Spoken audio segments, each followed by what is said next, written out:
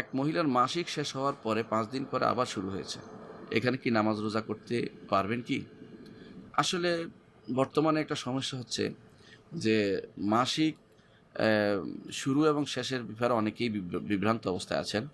বিষয়টা আমাদের জানা দরকার যে অ্যা প্রথমত বেশিরভাগ এই প্রথমত এই কথাটাই বলব, বেশিরভাগ সময়ে এই রোগে ওই লোকগুলি আক্রান্ত যারা আগে নিজেরা কিছু অনাকাঙ্ক্ষিত কাজ করেছেন।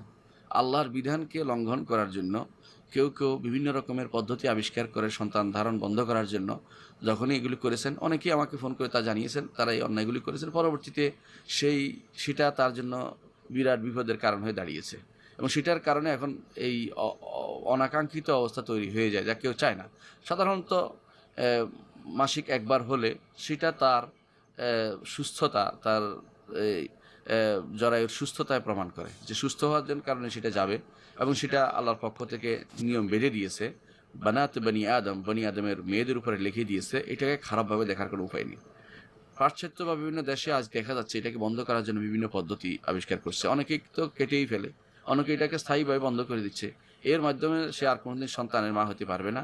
বৃদ্ধ বয়সে কান্নাকাটি ছাড়া কোনো উপায় তার থাকবে না এবং সে তখন বুঝতে পারবে সে কত বড় অপরাধ নিজের উপর করেছে এবং কত বড় অপরাধ করে জাতির উপর, নিজের বংশের উপর, নিজের গোষ্ঠীর উপর কত বড় অপরাধ করেছে এবং একটি সন্তানের মা হওয়া যে কত নেয়ামতের জিনিস সেটা সে হারিয়েছে শুধুমাত্র নিজের সাময়িকভাবে নিজেকে একটু মুক্ত সাজার জন্য সে যেটা করেছে এবং নিজে অনেকটা যেটা বলা হয় যে আধুনিকা সাজার জন্য যেটা করেছে। দ্বিতীয় যে জিনিসটা সেটা হচ্ছে মাসালা জানতে হবে আগে যে মাসিকের মাসালাগুলো। অনেকেই মনে করে থাকে একবার বন্ধ হয়ে গেলে মাসিকগুলো শেষ হয়ে গেছে। আসলে 15 দিন পর্যন্ত মাসিক লম্বা হতে পারে। এটা হলো বিশুদ্ধতম মত। সুতরাং আপনার মাসিক শেষ কতদিন হয়েছে এটা হলো বড় কথা। যদি 15 দিন পরিপূর্ণ করে শেষ হয়ে থাকে আপনাকে এরপরে আর বাড়াতে পারবেন না। আপনি সালাত আদায় করবেন। এরপরে আপনি যখন দেখেন যে না আবার মাসিকই হচ্ছে, রক্তটা ওইরকমই, তখন আপনাকে আবার মাসিক এগিয়ে আসছে মনে করতে হবে যে কখনো যাদের মাসিক যাদের শেষ হয়ে যাবে এ এ মাসিক হওয়া, তারা অনেক সময় এরকম বিকল্প সমস্যা চলে আসে। তাদের বারবার তাড়াতাড়ি এসে সেটা বন্ধ হয়ে যাচ্ছে চিরস্থায়ীভাবে।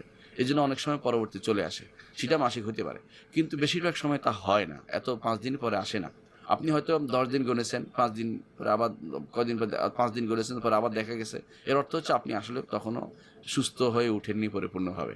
আপনাকে আবার যখন আপনি দেখতে পারেন যে এটা মাসিকের রক্ত, তখন আপনাকে আবার সালাত ত্যাগ করতে হবে। মাসিকের রক্ত আসলে আর সালাত পড়া যাবে না। আপনি সওম পালন করতে পারবেন না, কোরআন তেলাওয়াত করতে পারবেন না, আর বাইতুল্লাহর তওয়াফ করতে পারবেন না, স্বামী সহবাস থাকতে পারবেন না।